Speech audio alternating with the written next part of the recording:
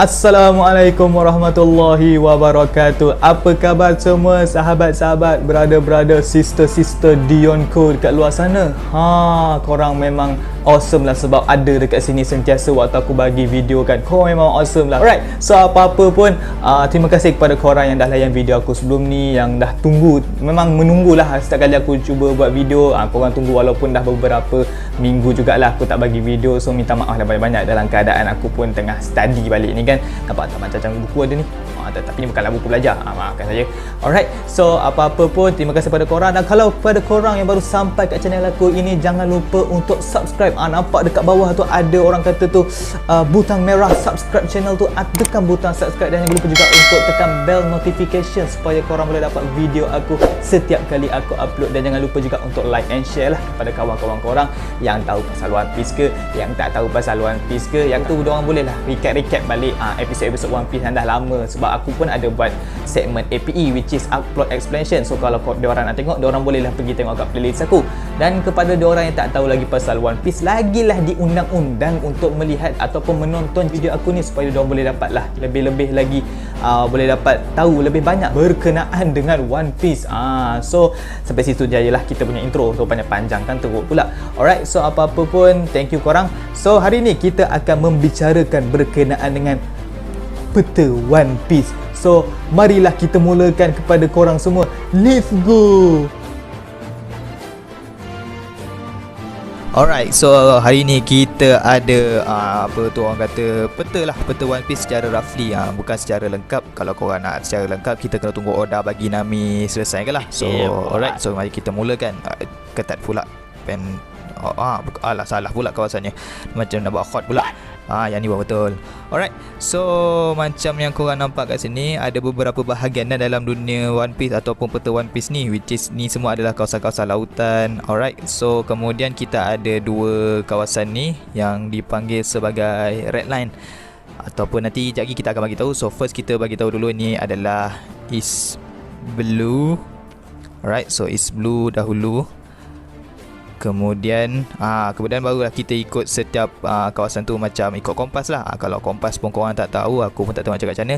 So kita ada kawasan atas ni iaitu North Blue. Dia macam sengit sikit lah kan sebenarnya, tapi dia macam kalau kau ikut kompas dia ada sengit sikit. Right, so bawah ni adalah South Blue. So South Blue, South Blue, and then yang terakhir kita mestilah ada West Blue. West Blue ni yang penting ni. Alright, so kalau kita pusing atau kita buat dalam bentuk bulatan, kita boleh nampak lah dia punya apa orang kata tu dalam keadaan yang bulat. So Oda ni masih belum, orang kata belum, bukan flat earther lah lagi. Dia masih lagi menganggap bumi sebagai satu kawasan yang bulat.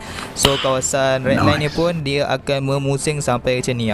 Kalau korang nampak lah, aku harap korang tahulah macam mana orang kata tu aplikasi dia punya peta tu. So ni kita sambung dia punya North Blue, dia macam sama lah sebelah sana. And di bawah ni pula ada West Blue juga. Alright, okay, nice one. So macam korang dah tengok tadi, aku ada lukis pasal East Blue lah, North Blue lah, South Blue lah, West Blue lah. So mesti korang pun tertanya-tanya kan, apa yang ada dekat setiap lautan tu kan, kenapa lautan ni terpisah. So kenapa lautan tu terpisah adalah disebabkan ada bahagian-bahagian lautannya, Grand Line lah, Campbell lah. Tapi kita cerita pasal setiap lautan East Blue semua ni, setiap pelosok kompas diorang ni, East Blue, South Blue, North Blue, West Blue ni. So apa yang ada dekat East Blue? So East Blue adalah tempat lahirnya, ataupun bukan tempat lahir sebenarnya, aku pun tak tahu sebenarnya di mana Luffy ni dia lahirkan, tapi di mana dia membesar adalah sewaktu dia berada di East Blue, which is dekat kampung Fuchsia Village. Dah kampung village lagi, dekat Fuchsia Village, which is kat situlah dia jumpa dengan Shanks, dia makan buah devil fruit, dan dari situlah dia tinggal dan ditinggalkan oleh atuk dia, which is Monkey D. Garp. Dan dari dekat East Blue ni jugalah Luffy telah merekrut kumpulan-kumpulan dia, iaitu ahli-ahli Mugiwara no Ichimi macam Zoro, Usopp, Sanji, Nami, semuanya datang daripada East Blue. Ada sebahagiannya bukannya dilahirkan di East Blue pun, tapi dah tinggal di situ, dan Luffy berjumpa diorang juga sewaktu di East Blue. So apa yang ada pula dekat North Blue? North Blue ni adanya beberapa Worst Generation. Kalau korang tahu pasal Worst Generation ni, dan ada beberapa orang orang worst generation yang lahir ataupun tinggal di kawasan Knox Blue, macam Trafalgar di Waterloo, lepas tu X-Drag, and then kita ada Basil Hawkins. Dan apa yang penting, dekat kawasan Knox Blue ni juga ada sebuah kerajaan yang terkenal, which is kerajaan Jerma 66, iaitu kerajaan bapa si Sanji ni. So kita boleh tahu sebenarnya Sanji ni bukan berasal pada East Blue. Dia lahir di Knox Blue dan kemudian dia larikan diri daripada keluarga dia dan sampai di East Blue berjumpa dengan Chef Zeff dan dia membuka sebuah restoran barati di East Blue. So maksudnya dia ni adalah orang kata berasal daripada kawasan Knox Blue punya lautan lah. And then kita ada Sox Blue. Sox Blue ni pun ada beberapa orang yang terkenal juga yang lahir dan tinggal di situ, which is macam Ace. Ace dia lahir dekat Sox Blue lah, dan tapi dia tinggal di East Blue, sebab tu dia jumpa dengan Luffy. And then kita ada juga Frankie. Frankie juga berasal daripada Sox Blue, dan ada beberapa orang juga lagi lah macam Worst Generation berasal juga daripada Sox Blue, which is macam The Skid, Killer, Jewelry, Bonnie. Ni semua antara orang-orang yang tinggal ataupun lahir di Sox Blue. Dan di West Blue pula ada apa?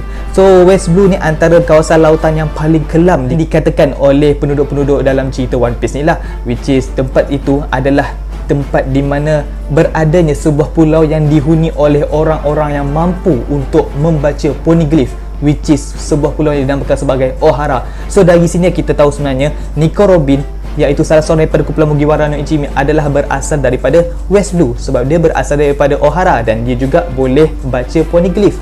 Dan tetapi malangnya bagi penduduk-penduduk Pulau Ohara, mereka semua telah pun dibunuh atas arahan world government bagi merahsiakan orang kata tu research yang diorang buat berkenaan dengan poneglyph dan berkenaan dengan rahsia-rahsia yang dipegang oleh world government selama ini. So itulah sahaja berkenaan dengan lautan-lautan ini. So selepas itu kita akan tengok bahagian dua benda ni lah, which is yang kita panggil dia sebagai red line yang aku cakap tadi, memusing di bahagian bumi One Piece ni. Right, so kita tulis dulu red line. Okay, cantik, red line. Supaya dua-dua tu korang boleh anggap sama-sama lah red line dia kan. Dia sebenarnya sama je. Alright, so dia akan pusing. So ni pun sama, red line di bahagian kedua, ataupun red line bahagian kedua lah. Kalau kau pusing satu dunia One Piece, kau jumpa lah lagi satu kan. Alright. So alright, tu untuk red line. So kemudian daripada East Blue, kalau ikut penggambaran Luffy, dia akan masuk ke red line dulu, baru masuk ke dalam grand line. So kita panggil dia sebagai reverse mountain. So laluan dia tu yang kita panggil dia adalah reverse mountain. So kita tahu daripada East Blue, Luffy akan naik atas. Alamak, tak ada dawat. Dah. Alright. Maaf. Okay, kali ni ada dawat, jangan risau. So daripada East Blue ni, Luffy akan naik masuk ke red line untuk masuk ke kawasan grand line lah. Okay, so kita mulakan terus. Kita lukis. So kita lukis laluan dia. So kalau kau daripada New World, kau tahu kalau kau daripada New World pun kau kena masuk ke dalam kawasan red line ni juga. Kalau kau daripada Knox Blue ke, kau kena masuk kawasan red line ni juga untuk masuk pergi melalui kawasan grand line, iaitu bahagian Paradise. So inilah secara lengkapnya. So next, apa tadi yang kita lukis? Apa lagi kalau bukan red line? Saja je, aku lupa sebenarnya. Alright, so red line, macam yang aku ada bagi tahu tadi, dia red line ni adalah sebuah kawasan tembok yang tinggi, ataupun orang boleh katakan perbatasan lah, antara yang memisahkan antara lautan-lautan dan juga memisahkan kawasan Grand Line dan juga kawasan Campbell, which is dia akan mengelilingi seluruh dunia One Piece ni lah. So dekat Grand Line ni lah bermulanya pengembaraan Luffy sebenarnya, macam aku ada bagi tahu sewaktu aku lukis tadi lah. Dan diorang ni perlu menaiki kawasan Reverse Mountain yang dinamakan bersempena dengan kawasan dia yang aliran air dia menuju ke atas. Aku pun pelik, macam mana air boleh naik ke atas? Oh my god, pelik. Dan bila diorang turun balik, diorang berjumpa dengan dua watak yang memang orang kata tu sampai sekarang lah menimbulkan kontroversi, which is watak Dr. Crocus, iaitu salah seorang kru Goldie Roger. Dr. Crocus juga memegang jawatan sebagai seorang doktor di atas kapal Goldie Roger. Selain itu ada juga watak lain, iaitu Lebun, which is paus yang menjadi sahabat Brook dan juga menunggu Brook selama ini. Dan dia merupakan seekor ikan paus yang cukup besar lah, sampai Luffy pun boleh masuk ke dalam tu, sampai ada pintu-pintu dalam badan si Lebun aku. Dan tetapi apa yang menjadi pertanyaan adalah kenapa Dr. Crocus duduk di situ? Sebenarnya ada beberapa teori yang menyatakan bahawa Dr. Crocus ni sebenarnya sedang menjaga One Piece di situ. Tak adalah. Mungkin sebenarnya Dr. Crocus ni ada clue berkenaan dengan One Piece, tetapi dia sedang menunggu sesiapa yang worthy untuk tahu ataupun untuk mendapatkan One Piece yang seterusnya atas arahan Goldie Roger. Kalau tak, kenapa tiba-tiba dia boleh tinggal dekat situ? Tak pelik ke? Pulau punya banyak pulau, dia boleh tinggal kat Red Line dan tinggal dengan lebun tu. Lebun ni aku tak tahulah macam mana boleh ada kat situ kan. Tapi memang pelik lah kan cerita dia, kenapa Dr. Crocus tinggal kat situ selama bertahun-tahun kan. Alright, so kemudian kita ada kawasan kedua ataupun kawasan Red Line di bahagian yang kedua, which is kawasan yang adanya Marejoa di situ. Marejoa ni apa? Marejoa ni kalau macam yang korang tahu adalah berkaitan dengan tempat tinggal orang-orang tertinggi dalam dunia One Piece ni, which is macam Im-sama lah, Tenryubito, Gorosei. Dan Marejoa ini juga adalah tempat di mana seluruh raja-raja di dunia One Piece ni akan berkumpul dan bermesyuarat atas perkara yang diorang nak bicarakan ataupun perkara yang diorang nak bincangkan. Dan ada juga di kawasan Red Line di bahagian kedua ini, di bahagian bawahnya ada kawasan Fishman. So sesiapa saja yang nak menyeberangi daripada kawasan pertama Grand Line ke kawasan yang kedua Grand Line, diorang kena melalui kawasan Marejoa ini. Selain daripada diorang kena lalu Reverse Mountain sebentar tadi, di kawasan pertama itu adalah daripada New World pergi ke Paradise. Tapi daripada Paradise nak pergi ke New World, diorang kena lalu, sama ada lalu Marejoa ataupun diorang perlu melalui kawasan bawah laut, which is tempat di mana terletaknya Fishman Island.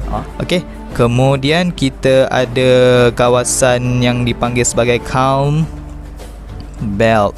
So Calm Belt ni dia akan mengelilingi kawasan Grand Line dan akan berada berdekatan lah dengan setiap lautan, which is East Blue, North Blue, West Blue, South Blue semua. So dia akan berada berdekatan dan dia juga akan memusing di bahagian bumi kawasan One Piece ni, which is kalau sini pun Calm Belt, ni pun Calm Belt. So dia akan mengelilingi lah, dia akan mengelilingi dan orang kata tu berserenjang dengan kawasan Red Line dan mengelilingi juga Grand Line. So kalau kau nak masuk ke kawasan Grand Line, kau kena masuklah kawasan Calm Belt dahulu kan. So apa benda Calm Belt ni? So nanti aku akan ceritakan lah. So kalau kau daripada East Blue ke South Blue, North Blue, kau tak boleh terus masuk ke dalam kawasan Grand Line macam tu je. Kau kena masuk ke kawasan Red Line dahulu. So baru senang untuk kau masuk lautan yang dipanggil sebagai Grand Line ni. So kawasan ni lah. So kita tulis dahulu Calm Belt. Alright, cantik. So next ialah kita akan bicarakan berkenaan dengan Calm Belt lah. So Calm Belt ni apa sebenarnya? Calm Belt ni adalah satu kawasan laut yang macam aku bagi tahu tadi waktu aku lukis, which is dia akan mengelilingi kawasan Grand Line dan bersempadan lah dengan beberapa kawasan lautan, which is macam South Blue ke North Blue ke. Dan Calm Belt ni adalah salah satu kawasan lautan yang tak ada angin, tak ada ombak dekat kawasan lautan tu. Aku macam, oh my god, serius lah. Dan apa yang menjadi perbualan ramai adalah di kawasan Calm Belt inilah tempat bersenggamanya semua Sea-King yang dekat situ. Kalau korang tahu macam mana rupa Sea-King ni adalah sewaktu di mana Luffy cuba masuk ataupun Luffy cuba melalui kawasan Calm Belt ni dan tiba-tiba diorang berjumpa ataupun terangkat oleh Sea-King yang memang dah tentu-tentu besar. Kau bayangkan Sea-King tu besar ni, kapal dia kecil ni je. Kalau kapal tu kecil tu, diorang kecil mana lagi? Oh my god, inilah kuasa Tuhan. Inilah dunia yang dicipta sendiri oleh Oda sebenarnya kan. Alright, tapi apa-apa pun aku memang selut gila dengan cara penceritaan dia berkenaan dengan Calm Belt. Dan di Calm Belt ni juga ada beberapa tempat yang terkenal, which is macam Amazon Lily, di mana tempat di mana Kuja Pirate bertapak lah, di mana dia punya queen ataupun empress ialah Boa Hancock. Dan kita ada pulau Rusukaina, pulau di mana Luffy dan juga Silver Rayleigh berlatih untuk mempertingkatkan kemampuan haki si Luffy ni. Dan juga di kawasan Calm Belt ini juga ada sebuah tempat iaitu dipanggil sebagai Impel Down, which is penjara untuk memenjarakan semua orang-orang, semua lanun-lanun yang ditangkap lah. So kalau nak kata pasal Calm Belt ni, kalau kau tak ada ilmu, kalau kapal kau tak canggih, kau tak boleh seberang cantu-cantu je. Tapi aku rasa disebabkan oleh luck yang ada pada Luffy ini, disebabkan itulah diorang ni lepas masuk ke dalam kawasan Grand Line dengan mudah dan dapat menyeberangi kawasan Calm Belt dengan mudah juga. Alright. Okay, so kita teruskan dengan bahagian yang terakhir, which is yang kita panggil tadi iaitu Grand Line. So kawasan Grand Line ni akan merentangilah ataupun orang kata menghampar di kawasan lautan ataupun peta One Piece. So ni adalah Grand Line dan ini pun adalah Grand Line. So Grand Line ni ada dekat setiap So macam aku cakap tadi lah, dia akan mengelilingi bumi One Piece. And then yang korang tak tahu adalah kawasan Grand Line ni terbahagi kepada dua, which is antara kawasan yang tengah ni dengan kawasan tepi. Iaitu yang tengah-tengah ni, kita panggil dia sebagai kawasan Paradise, which is tempat di mana Luffy memulakan dia punya penggembaraan. So kita tulis dahulu, ni adalah Paradise. Dan the second part of the Grand Line yang selepas daripada kawasan Red Line itu, kita panggil dia sebagai kawasan New World. Alright. Dan ini pun kita panggil dia sebagai New World jugalah. Begitu cantik.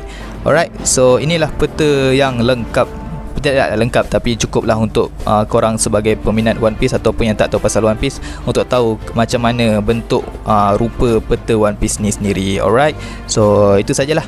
So the last part of the map is kita akan cerita berkenaan dengan kawasan Grand Line. Macam korang dah nampak tadi aku lukis tu kan. So Grand Line terbahagi kepada dua, which is kawasan yang pertamanya adalah kawasan Paradise dan the next part is kawasan New World. So dua ni dibahagi juga dalam cerita One Piece lah. So kita akan cerita sikit demi sikit. So permulaan pengembaraan Luffy ini bermula dari kawasan Grand Line, iaitu yang dipanggil sebagai Paradise. So dia bermula daripada situ. So di sinilah beberapa orang kumpulan Mugiwara no Ichimi lagi ataupun ahli kumpulan Straw Hat Pirate ini sekali lagi direkrut. So ada beberapa orang daripada kawasan Grand Line inilah telah pun direkrut ke dalam kumpulan Mugiwara no Ichimi. Seperti macam first diorang jumpa Chopper di Drum Island, and then diorang jumpa si Nico Robin di Alabasta, and then diorang jumpa Frankie di Water 7, and last diorang jumpa Brook ketika di Thriller Bark. So dekat Grand Line ni juga berlakunya perpisahan antara kumpulan Mugiwara no Ichimi apabila mereka ni tak semena-mena telah pun diserang oleh Admiral Kizaru dan Pacifista sewaktu mereka berada di Sabaody Island. Hasil tindakan daripada Luffy sebab dia dah pergi tumbuk Tenryubito tu. Memang layak pun ditumbuk Tenryubito tu. Kalau nak tahu apa itu Tenryubito, korang boleh tekan link ataupun ni pop up kat atas ni. Korang boleh tekan kat atas ni lah. So dekat sini lah berlakunya perpisahan di mana Bartolomeo Kuma telah pun mengambil tindakan yang drastik untuk memisahkan semua kumpulan-kumpulan Mugiwara no Ichimi ni untuk menyelamatkan mereka ni daripada terus diserang ataupun terus dibunuh oleh Admiral Kizaru sewaktu itu. Dan berlakunya perpisahan antara mereka, dan di kawasan Grand Line Paradise ini juga berlakunya sebuah perang yang besar-besaran, which is perang antara kumpulan Lanun dan juga perang antara kumpulan Marine, which is perang yang dipanggil sebagai perang Marineford. Banyak perang kat situ kan. Alright, so di sini jugalah berlakunya beberapa episod kematian yang menyedihkan, which is kematian abang Luffy iaitu Fire Fist Ace, dan juga kematian salah seorang daripada Yonko ataupun rakan Goldie Roger dahulu iaitu Shirohige, ataupun kita tahu nama dia sebagai Edward Newgate, ataupun nama bahasa Inggerisnya adalah Whitebeard. So dekat sinilah berlakunya beberapa perkara yang menyedihkan, tetapi nasib baiklah perang tersebut telah berjaya dihentikan sendiri oleh Shanks. Dan bahagian kedua New World pula telah pun diceritakan dengan begitu baik sekali bagi aku. Bermula dengan pengembaraan, bermula dengan reunion antara kumpulan-kumpulan Luffy sewaktu di Sabaody. Lepas tu diorang gerak, diorang masuk ke Fishman Island, and then diorang bergerak pergi ke Pang Hazard. Lepas tu bersambung pula di Dressrosa, and then pergi ke Zoo, kemudian pergi ke Whole Cake Island, dan last sekali sekarang kita berada dalam fasa mereka di Wano. So di New World ini juga berlakunya aliansi antara Trafalgar di Waterloo dan Monkey D. Luffy, di mana Trafalgar di Waterloo telah pun berhasrat dan mengajak Luffy untuk bersama-sama menghentikan pakatan yang dicuba dilakukan ataupun yang telah dibuat oleh Kaido, Doflamingo dan juga Caesar, di mana mereka telah pun merancang untuk membuat sebuah artificial fruit iaitu Devil Fruit Smile yang membolehkan mereka semua yang memakannya mendapatkan kuasa Zoan semudah-mudah itu je dengan hasil penciptaan manusia. So dekat sinilah berlakunya, aku rasa penceritaan selepas daripada kawasan Paradise dan masuk ke New World adalah semuanya berasaskan daripada perancangan dari antara Trafalgar ni dengan Monkey D. Luffy. Kalau bukan sebab Trafalgar ni, cerita selepas New World macam cerita dalam Paradise juga. So tak ada perkembangan. Tapi Oda ni bijak. Oda ni punya bijak. Dia boleh buat cerita dekat New World ni macam tak perlukan Eternal Post sebenarnya. Kau boleh nampak tak macam waktu dekat Paradise diorang perlukan log post untuk pergi ke pulau yang seterusnya, tapi waktu di New World diorang tak perlukan pun. Diorang perlu tahu diorang perlu pergi ke mana saja. Selepas daripada diorang di Bang Hazard, diorang tahu diorang kena pergi ke Dressrosa untuk hentikan Doflamingo, kemudian diorang kena pergi ke Zoo, tetapi disebabkan oleh konflik yang berlaku di antara Sanji dengan keluarga dia dengan kumpulan Big Mom dengan Pirate Big Mom, diorang terpaksa pergi ke Whole Cake Island dan sekarang ni diorang berada di Wano. So semua ni telah pun dirancang dengan baik dan aku rasa penceritaan Oda adalah penceritaan yang sangat perfect untuk sesebuah anime sebenarnya.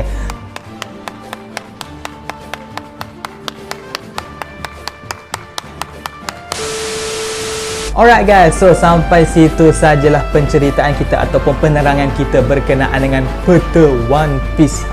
Sebenarnya macam aku bagi tahu awal tadi, di mana peta ini bukanlah secara orang kata secara lengkap sebenarnya. Dia secara roughly lah apa yang kita nampak Oda dah bagi kat kita selama ni, which is daripada pengembaraan Luffy. So kita tahulah macam mana bentuk muka bumi diorang ni, macam mana bentuk lautan diorang ni. So kita tahulah macam mana. So macam yang aku lukis sebentar tadi tu, itulah orang kata tak adalah lengkap tapi cukuplah sebagaimana yang korang perlu tahu. So kalau korang nak lengkap, kita kena tunggu Oda bagi Nami habiskan, sebab yang akan habiskan ataupun yang akan lengkapkan peta One Piece nya adalah Nami sendiri. Alright, so sampai situ saja video kita untuk kali ini. So thank you korang kepada yang dah tengok video aku untuk kali ini. Korang memang awesome, korang memang hebat, korang memang awesome not. Alright, so apa-apa pun stay safe guys kat luar sana. Dalam keadaan pandemik yang semakin meningkat ni, dah naik-naik balik ni, aku macam apalah nak jadi dengan dunia ni. Alright, tapi apa-apa pun terima kasih kepada korang yang dah support video aku, yang dah like, yang dah share, yang dah subscribe. Kepada korang yang belum subscribe lagi, jangan lupa untuk subscribe, tekan bell notification supaya korang boleh dapat video aku setiap kali aku upload. Alright, so terima kasih. So itu saja daripada aku. See you in the next video. Salam daripada The Yonko. Assalamualaikum warahmatullahi wabarakatuh. 無限大の地図広げ果てしないあの場所へ